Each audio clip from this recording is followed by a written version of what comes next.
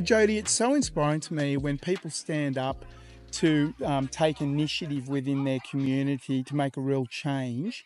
And you've been in particular really the spearhead of NERA, and you've been heavily involved in the Port Hedland City Council with the Port Hedland motion. And also, I think you're a little bit involved with Australians for Australia, the great website that's out there. um, would you like to speak a little bit about that? Absolutely.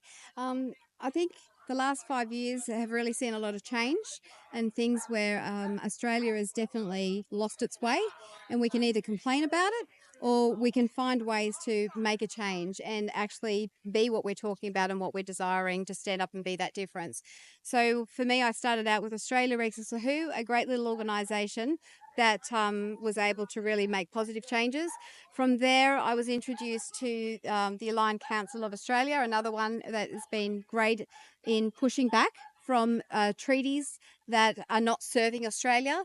And from there, I initiated NERA, which is the National Electoral Representative Alignment. What that actually entailed is activating Australians across our land to be able to go into their MP's office and directly speak to them about the issues that we are really concerned about.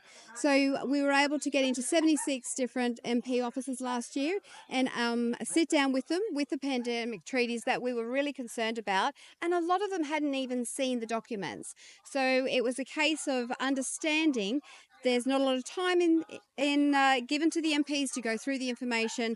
So it was up to us, the people, to get back there and educate our MPs and make them aware of what the key points are that are going to be affecting our daily lives. So from there, it's a case of we had the mis and disinformation bill last year. That actually really highlighted the censorship issues that we are coming up against and that we are currently in this election dealing with censorship. You know, the minor parties have been shut out where don't get a lot of airtime. So thank you very much for your interview. I appreciate it, the opportunity to speak. And when we actually, as Australians, stood up and were able to turn back the mis and disinformation, I think it really showed the power of people coming together and that we can actually make a change when we stand together. So when we actually had the follow-up bill, in which we saw both Liberals and Labor siding together to bring through the social media under 16 bills, which is really implementing a digital ID bill to Australia. And this is the way that they're hiding things in plain sight.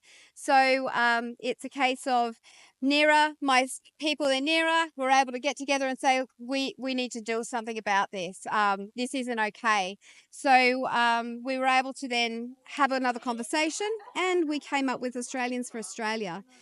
The reason for Australians for Australia is to really highlight the minor parties and the candidates who are, like us, wanting just to have our basic freedoms. Nothing big, nothing special, but we're wanting to unravel from the excess taxes, excess regulations that are not even always from our own country, but from regulations brought up to us from global, even organisations.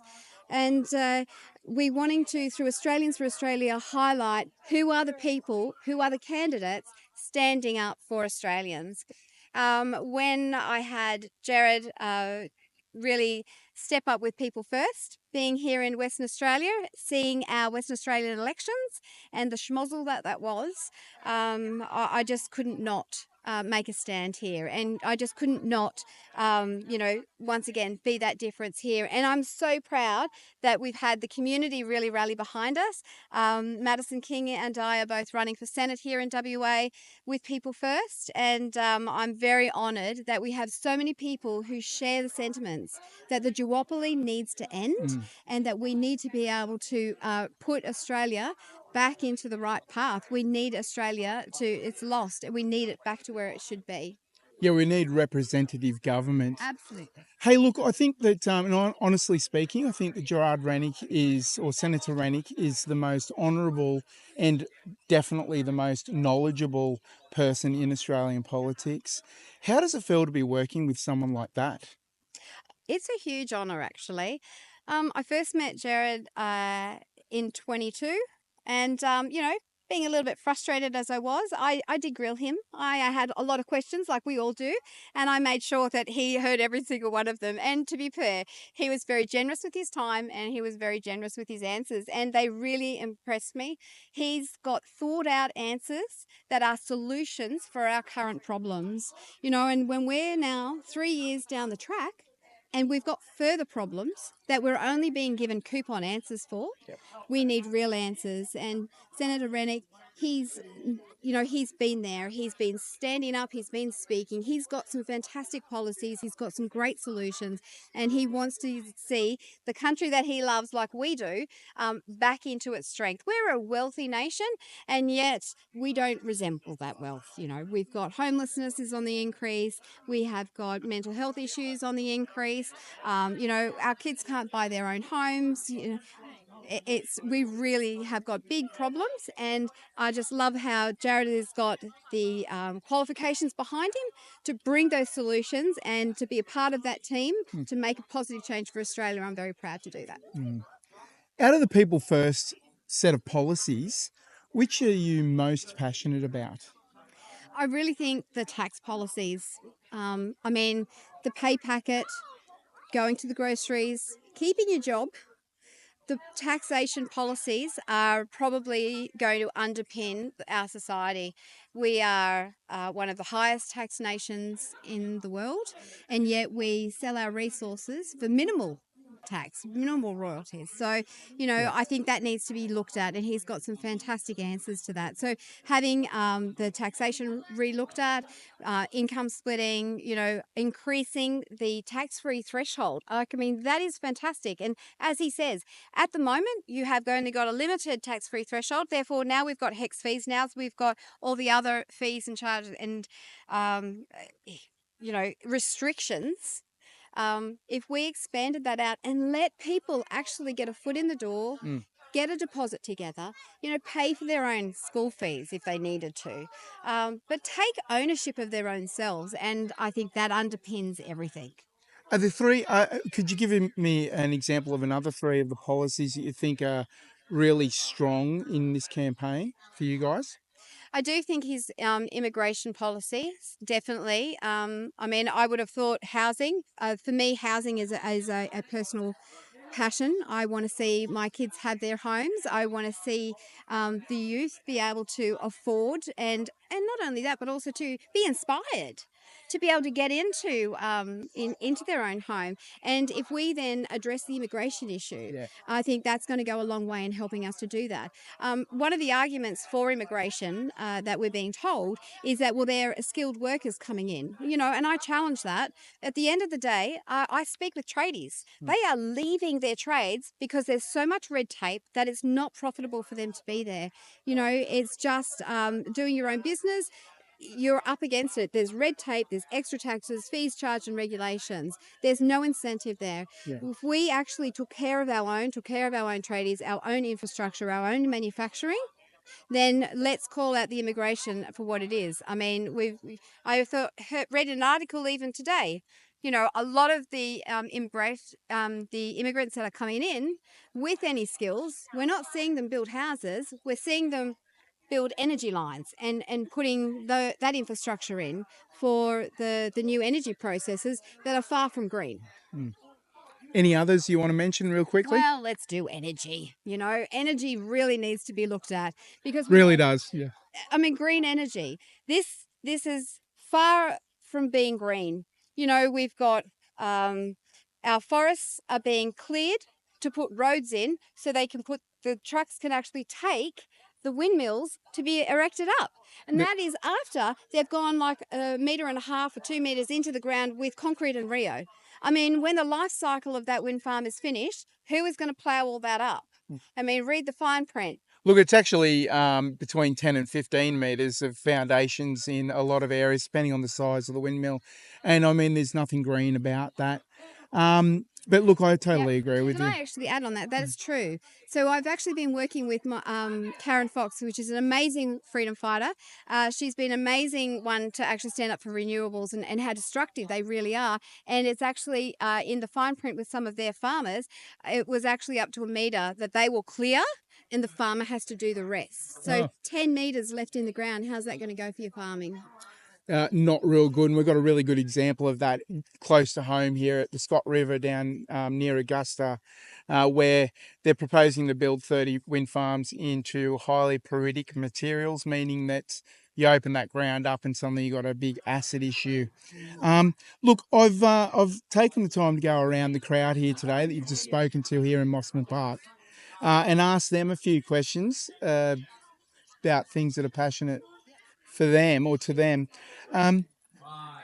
What would you support a royal commission into the COVID response and the excess deaths? Definitely. Um, I mean, it is the elephant in the room. We have the Port Hedland motion, which which I was grateful to be a part of, and highlight the way our society has actually been decimated. You know, we were told, do the right thing, roll your sleeves up, you know, do the right thing. We've got to flatten the curve. You know, 2 weeks to flatten the curve that turned into 2 years. You know, there needs to be answers for this. We had to close down our businesses. You know, we had to Lose our jobs. 100%. You know, our human rights were violated, and that has now been proven in court on a few occasions.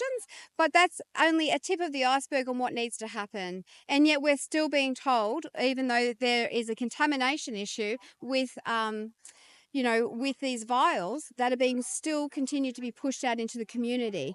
Now, the community is reeling. There's been a lot of losses, a loss of life, a loss of livelihoods, and this needs to have answers. So I would definitely like to see a real royal commission, so that we can actually start to heal as a nation and actually start to get back up on our feet.